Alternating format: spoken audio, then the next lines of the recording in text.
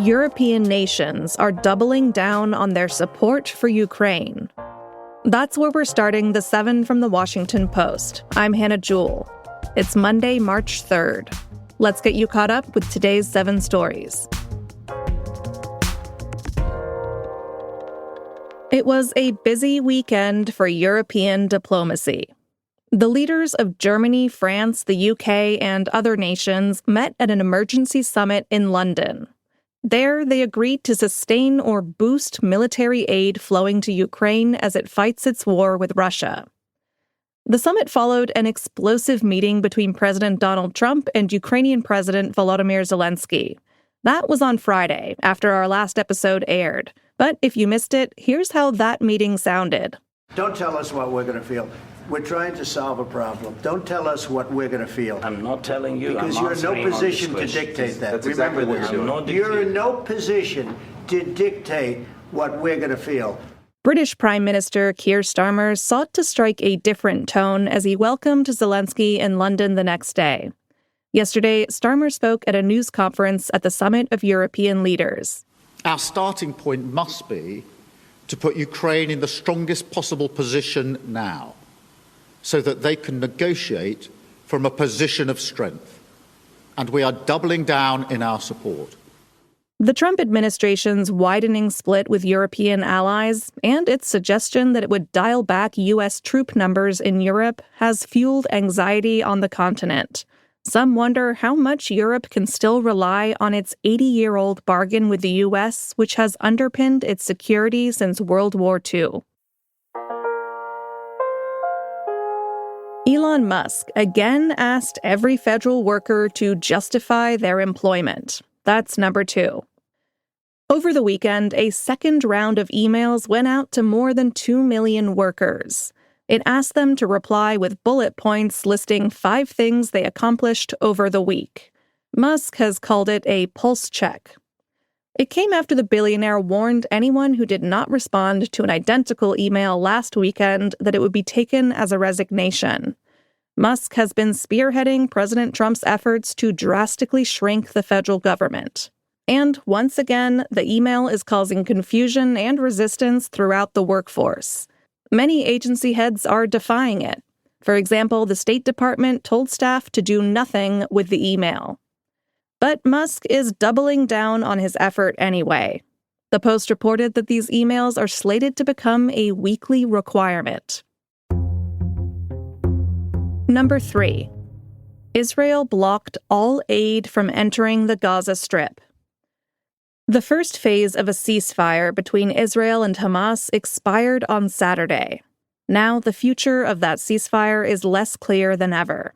Talks on the second phase of the deal, which would entail a full Israeli withdrawal from Gaza, have not taken place. Israel said Hamas rejected a proposal to extend the ceasefire's first phase. Hamas said Israel's halting of aid was blackmail, and said the group wants to move on to negotiate a more permanent end to the fighting. Humanitarian groups and Arab nations condemned Israel's blockade. They said that food and other supplies must not be used as a bargaining chip.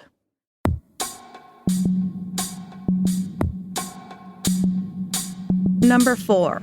And the Oscar goes to Anora, Sean Baker. Anora dominated at the 97th Academy Awards. The comedic drama about a sex worker had a lot of momentum going into last night's ceremony in Los Angeles. But few critics predicted that it would do quite as well as it did, racking up a total of 5 Oscars. Director Sean Baker became the first person to win 4 Oscars for the same film, including Best Director and Best Picture. And in the night's biggest surprise, the movie's star Mikey Madison won Best Actress. In the other categories, Adrien Brody won Best Actor for The Brutalist, and Kieran Culkin picked up Best Supporting Actor for A Real Pain. Zoe Saldana was named Best Supporting Actress for Emilia Perez. And No Other Land, made by a Palestinian-Israeli collective, won Best Documentary.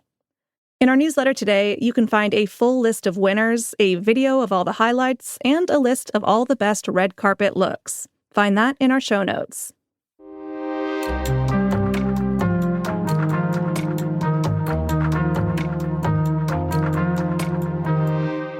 Wildfires are raging in the Carolinas. That's our fifth story. South Carolina Governor Henry McMaster declared a state of emergency yesterday as wildfires raged across 4,200 acres in the state, leading to evacuations. Dry and windy conditions fueled more than 175 fires over the weekend. They're mostly in the northeastern corner of the state. The largest fire endangered Carolina Forest, just northwest of Myrtle Beach.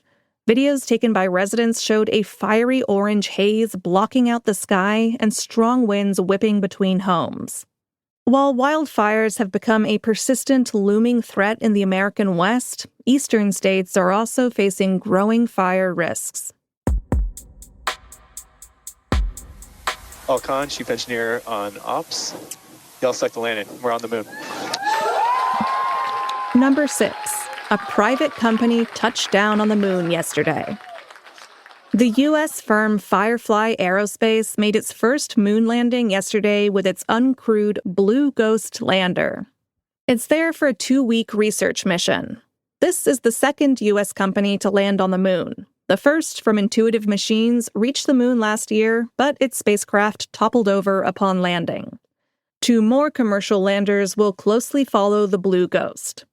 These missions are funded by NASA and other countries' space agencies. The flurry of commercial activity comes as NASA is likely to face significant changes to its flagship Artemis program. That's a campaign born during the first Trump administration to return astronauts to the moon. But Trump has said he now favors going to Mars. Mars is the preferred destination of his advisor and SpaceX CEO Elon Musk. And at number 7, gray houses may be a telltale sign that a neighborhood is gentrifying. The Post conducted an analysis of the colors of homes in Washington, D.C. It found that shades of gray permeate neighborhoods where the white population has increased and Black residents have been displaced. Areas with more gray homes also have increasing house prices and more noise complaints. Those are 2 other key indicators of gentrification. Real estate agents and paint companies use words such as quiet, calm, and neutral to describe the aesthetic, and they say these gray homes sell for more money than those with brighter hues. But longtime residents have come to see them as a sign of the changing culture of their neighborhoods.